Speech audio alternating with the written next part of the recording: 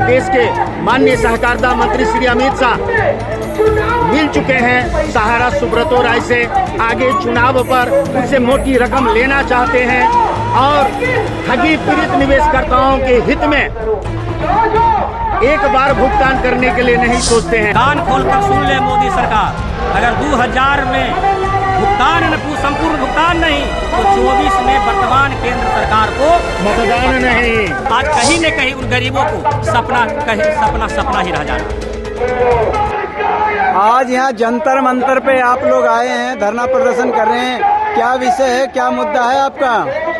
विषय है पूरे हिंदुस्तान में सरकार ने विभिन्न कंपनियों को लाइसेंस देती है, जिसमें एक सहारा इंडिया भी है, जिसमें 13 करोड़ जमाकर्ता, अगर उनके परिवार को जोड़ लिया जाए कि एक व्यक्ति पर 5 परिवार है तो 13×5 = 65 करोड़ प्रभावित है और 12 लाख एजेंट जो कि उससे रोजी रोटी जिसको चलता था बाल बच्चा का जो है उससे से वो आज रोड पर बेरोजगार हो गया है। लेकिन सहारा इंडिया ने गरीबों को बड़े बड़े सपना दिखाया था और वो सपना उन गरीबों को दिखाया था जो सबसे नीचे स्तर का है, जो चिनिया बादाम बेचने वाले हैं, रिक्शा चलाने वाले हैं, हर जोतने वाले, बर्तन बेचने वाले, मेहनत मजदूरी करने वाले गरीबों लोगों को एक सपना दिखाया गया था कि आप छोटे छोटे अमाउंट कर करके जमा करो और एक मोटा अमाउंट हो जाने के बाद अपने बेटी की शादी करोगे, आपको बुढ़ापा से टप हो जाएगा, किस इलाज कराओगे, मकान बनाओगे, प्रॉपर्टी खरीदोगे। आज कहीं न कहीं उन गरीबों को सपना ही रह जा रहा है। इसलिए यहाँ हम लोग जो है मांग करने आए हैं कि संपूर्ण भुगतान के लेकर के तो उन गरीबों को संपूर्ण भुगतान किया जाए और ये 5,000 10,000 का लॉलीपॉप जो दिया गया है सरकार की तरफ से, उसका हम जो है विरोध करने आए हैं। यहाँ पर आज जो ज्ञापन वगैरह किसको सौंपेंगे? ज्ञापन तो हम कोई भी केंद्र सरकार का आवे और हमारा जो है सुने, लेकिन इस देश का दुर्भाग्य है नहीं तो पक्ष सुन रहा है, न विपक्ष को भी नहीं जना रहा है कि 13 करोड़ निवेशकर्ता को परिवार आज जिसमें 3000 एजेंट आत्महत्या कर चुके हैं जमाकर्ता के प्रेशर से, लेकिन वो विपक्ष को भी नहीं जना रहा है। पक्ष तो है ये, विपक्ष को भी नहीं जना रहा। इसलिए हम चाहते हैं कि सरकार का कोई आवे और हम लोग को सुने, जिसको कि हम ज्ञापन के माध्यम से हम उसको जो है अवगत करावें। क्या आपको लगता है कि यहाँ पर सरकार के नुमाइंदे आकर के आपसे बात करेंगे? जी, जंतर मंतर पर धरना देने का, प्रदर्शन करने का हाँ यही था। जो सरकार के जो भी नुमाइंदे हैं वो यहाँ आएंगे और हमारा जो भी मांग है उस मांग पत्र को वो स्वीकार करते हुए सरकार तक बात पहुंचाएंगे। और ये जब तक नहीं आते हैं तब तक ये प्रदर्शन समाप्त भी नहीं हो रहा है, क्योंकि ये पूरे राष्ट्रीय स्तर पर प्रदर्शन है। हम जो है कुल मिला के भारतवर्ष के 40 मंच जो ठगी पीड़ित निवेश करता है, आज हम लोग यहाँ पर एकत्रित हो चुके हैं, जिसमें मुख्य रूप से सहारा इंडिया का मंच जो है, जो भुगतान पीड़ित समाज जो है देश के विभिन्न कोनों से यहाँ पर एकत्रित है और हम अपनी अधिकार के लिए लड़ाई लड़ते हैं। हम जो पसीने की कमाई, गाढ़ी कमाई जो सहारा इंडिया में निवेश किए, आज सहारा इंडिया सिर्फ कागज पर कागज बदलती रही, जब भुगतान के समय आया फिर नया कागज और उससे ज्यादा लाभ की घोषणा की। लेकिन आज कोऑपरेटिव सोसाइटी में सारे कागज फंसे हुए हैं। जब उसका मैच्योरिटी का समय आ गया है फिर भी वो नहीं देना चाहती है, और जब देने की बहुत सारे दबाव एक साथ बढ़े सरकार पर, सरकार ने सुब्रतो राय के साथ मिल करके एक ऐसी योजना को दिया कि कोई भी निवेशकर्ता उस योजना को सुनकर संतुष्ट नहीं हुए, क्योंकि आप कह रहे हैं एक तरफ कि सारे कागजों को एक साथ आप पोर्टल पर लॉन्च कर दें, आपके आधार कार्ड से एक ही बार पोर्टल खुलेगा और हम आपको मात्र देंगे कितना, 45 दिन के बाद 10,000 रुपया, उसके बाद पैसा बचेगा तो देंगे 30,000 रुपया, फिर पैसा डिमांड करेंगे हम सुप्रीम कोर्ट में, याचिका लगाएंगे, फिर पैसा अगर हमारे पास आएगा तब हम दे पाएंगे शेष पैसा। ये सारी चीजें आगामी 2024 के चुनाव को देखते हुए ऐसा प्रतीत होता है कि आज हमारा भारत देश के माननीय सहकारिता मंत्री श्री अमित शाह मिल चुके हैं सहारा सुब्रतो राय से, आगे चुनाव पर उससे मोटी रकम लेना चाहते हैं और ठगी पीड़ित निवेशकर्ताओं के हित में एक बार भुगतान करने के लिए नहीं सोचते हैं। भले वो 3 महीना के बाद भुगतान करें, 6 महीना के बाद भुगतान करें, लेकिन एक लिखित में समय दें, पूरे भारतवर्ष को अपने वक्तव्य के माध्यम से संदेश दें, चाहे वो जिस मीडिया से दें, इलेक्ट्रॉनिक मीडिया से दें, समाचार पत्र के माध्यम से दें, लेकिन दें जो 6 महीना में आपका संपूर्ण भुगतान होगा, 3 महीना में आपका संपूर्ण भुगतान होगा।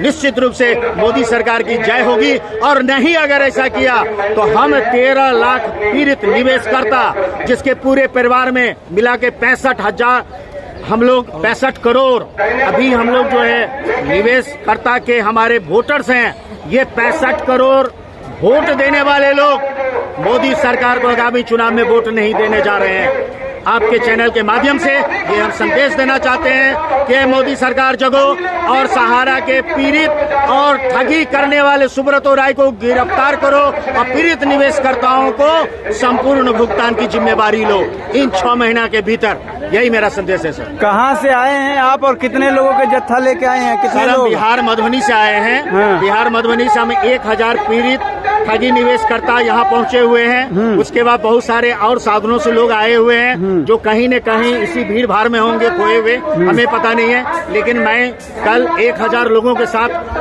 बिहार मधुबनी से यहाँ दिल्ली जंतर मंतर पर आया हूँ। रात में किसी तरह से समय काटा हूँ और जंतर मंतर पर आपके चैनल के माध्यम से सारे संदेश भारत सरकार को देना चाहता हूँ। आपका कितना पैसा होगा लगभग सहारा इंडिया के पास? मेरा प्रश्न, हाँ प्रश्न, 1,56 लाख। 1,56 लाख जितने सहारा में कमाए, हाँ। सहारा में जो है 28 वर्षों से काम किया। अच्छा। जिसमें हम 1200 एजेंटों को बहाल किया और उसके माध्यम से जमाकर्ताओं के कम से कम 50 करोड़ जमा करवाए। उसके माध्यम से 20 करोड़ हम अपने माध्यम से, और उसके माध्यम से हमने जीवन में जितना कमाया उसी में रख दिया और उसी को ब्याज दर फिर पलटो करके। और कुछ सर्टिफिकेट, ये दमंग व्यक्ति थे, ये कहते थे मार देंगे, गोड़ तोड़ देंगे, उसको हमने पैसा दे करके, खेत बेच के पैसा दे के अपना सर्टिफिकेट खरीद लिए। और सभी को अगर जोड़ दे तो भी आता 1,56 लाख मेरा पर्सनल हो जाता। इतना रुपया हम जमा किए और एजेंट के परोसर में मेरे पास था तो हम तो खेत बेच के 2-4 लोग दमंग लोग को दे दिए। लेकिन कुछ ऐसे गरीब थे पूरे हिंदुस्तान में जो 3000 एजेंट आत्महत्या कर लिए। 3000 एजेंट, तो इसका कहीं न कहीं हत्यारा सुब्रतो राय ही हत्यारा है, जिसको कि एक लाइन सहानुभूति भी नहीं किया, कभी अफसोस भी जाहिर नहीं किया। जो कि कहता था सहारा इंडिया परिवार, हम उस परिवार के अभिभावक हैं। क्या ऐसा परिवार होता है कि हमारा परिवार कोई मर जाएगा और उसको हम अफसोस भी जाहिर नहीं करेंगे? अब सरकार क्या कह रही है या कंपनी क्या कह रही है आप लोगों से? सरकार और कंपनी मिली भगत है। ये सारा षड्यंत्र सरकार है सुब्रतो राय को बचाने के लिए। ये जो बताए, इसके पूर्व में भी बताए कि 5000 करोड़ जो लवली पप दिया है, ये सरकार का सभी जो 2000 केस उस पर है, सभी केस को फाइनल करने के लिए, और केस फाइनल कर करके सब जगह से उसको जो है पासपोर्ट मुहैया करवा देगा और इस देश से उसको नीरव मोदी की तरह भगा देगा।